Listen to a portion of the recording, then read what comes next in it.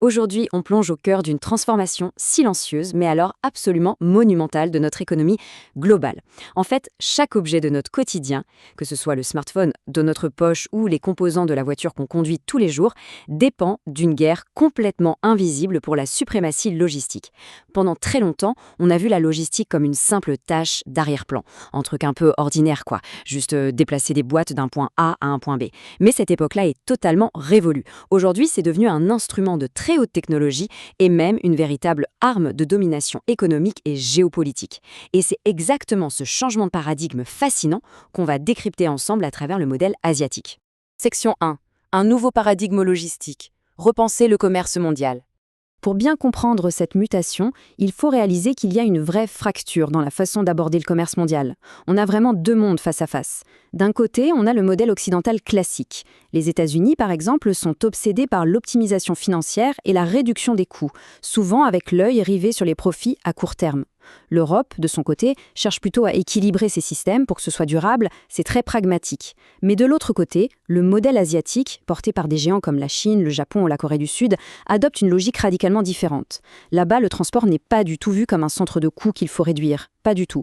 La logistique est délibérément pensée, financée et orchestrée comme une arme stratégique à long terme. C'est littéralement un levier pour asseoir une puissance globale. Et cette vision ultra ambitieuse repose en fait sur trois piliers très solides.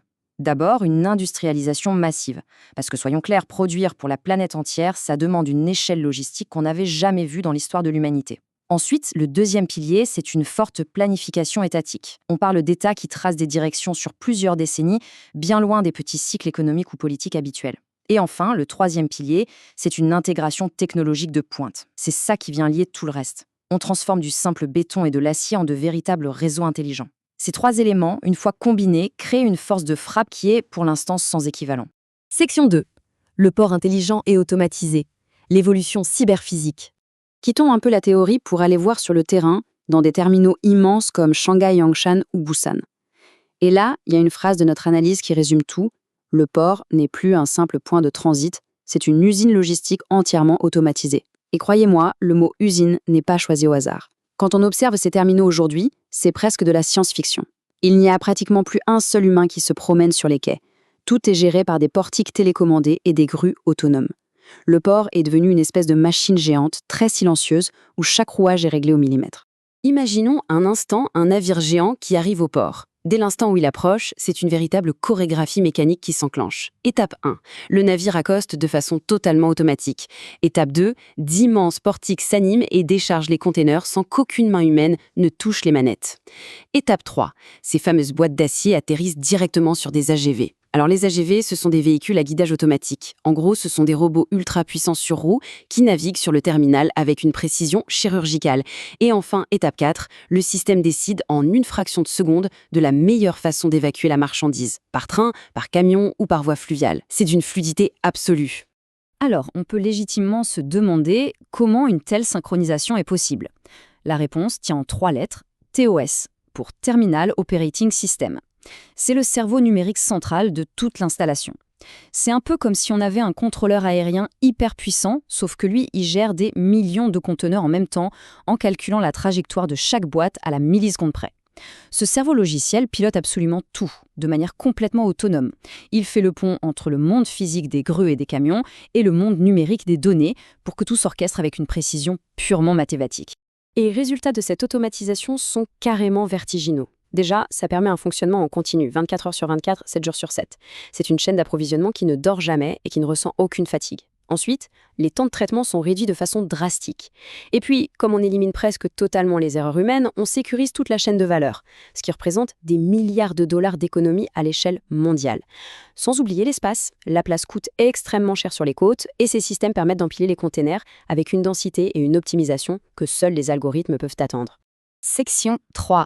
L'IA aux commandes, le logiciel invisible. On a vu le matériel physique impressionnant, mais la vraie magie, elle est invisible.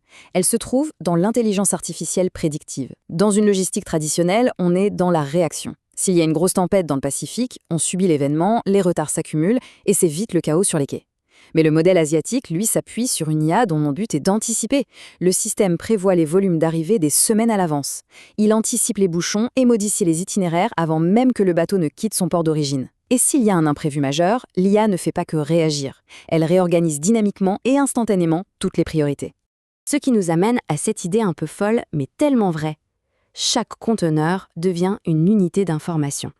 C'est un concept extrêmement puissant. La logistique, ce n'est plus juste déplacer du métal lourd d'un bout à l'autre de la planète, c'est avant tout déplacer de la donnée. La marchandise physique est presque devenue secondaire par rapport à son empreinte numérique.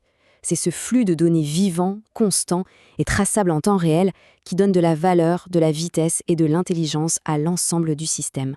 Section 4. Le corridor commercial mondial. Connecter les continents. Et l'ambition de ce modèle ne s'arrête pas aux frontières des ports ultramodernes. L'idée, c'est de construire des réseaux intercontinentaux gigantesques qui traversent toute l'Eurasie. Pensez aux fameuses nouvelles routes de la soie. Et tenez-vous bien, regardez ce chiffre, 11 000 kilomètres. C'est tout simplement colossal. Ça représente plus d'un quart de la circonférence de la Terre, reliée par un réseau de rails ininterrompu. C'est ce qu'on appelle le pont terrestre eurasien. Des trains massifs qui partent directement des grands pôles industriels chinois, comme Chongqing, pour arriver en plein cœur de l'Europe, dans des hubs stratégiques en Allemagne ou en Pologne. Mais pourquoi le train, me direz-vous ? Eh bien, parce que ce corridor occupe une niche stratégique parfaite. C'est beaucoup plus rapide que le bateau, qui met des semaines à contourner les continents, et c'est nettement moins cher que l'avion. C'est donc le mode de transport idéal pour des marchandises à haute valeur ajoutée, comme l'électronique de pointe, où chaque jour de perdu coûte de l'argent. Et le plus impressionnant, c'est que ce système fonctionne de manière fluide, malgré des obstacles techniques considérables. Par exemple, il faut traverser de multiples frontières, jongler avec différentes législations et même gérer le fait que la largeur des rails n'est pas la même en Russie et en Europe. C'est un véritable casse-tête d'ingénierie globale qui est résolu tous les jours. Mais bon, un réseau de cette taille ne servirait pas à grand-chose s'il s'arrêtait à la gare de déchargement. C'est là qu'entre en jeu la révolution du dernier kilomètre.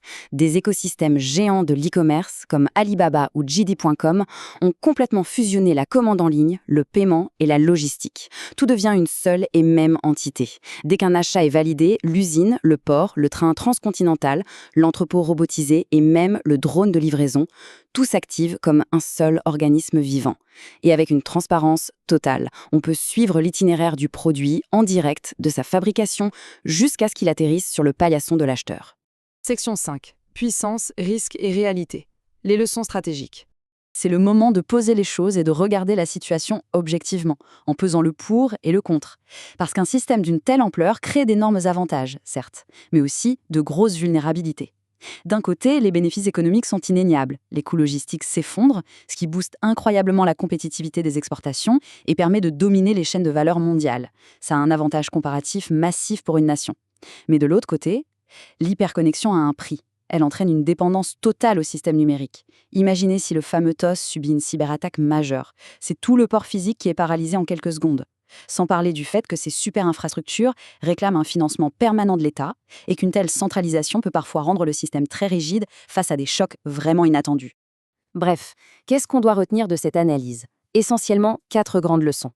Premièrement, la logistique a prouvé qu'elle était un véritable instrument de puissance géopolitique au XXIe siècle, bien au-delà des simples affaires commerciales. Deuxièmement, l'automatisation n'est pas juste un gadget, elle augmente les performances de façon radicale et définitive. Troisièmement, avoir une intégration numérique complète de bout en bout, ce n'est plus une option pour rester dans la course mondiale, c'est une nécessité absolue. Et enfin, et c'est peut-être le plus important, le contrôle des données est aujourd'hui exactement au même niveau stratégique que le contrôle des infrastructures physiques. Ce qui nous laisse sur cette ultime réflexion assez vertigineuse. Si posséder l'information est devenu une arme aussi décisive que de posséder des ports en eau profonde ou des flottes de trains immenses, alors qui tient véritablement les clés de notre avenir économique ?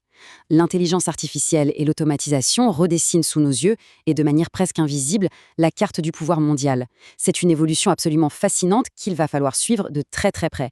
Merci d'avoir suivi ce décryptage avec nous, et à très bientôt pour explorer de nouveaux sujets.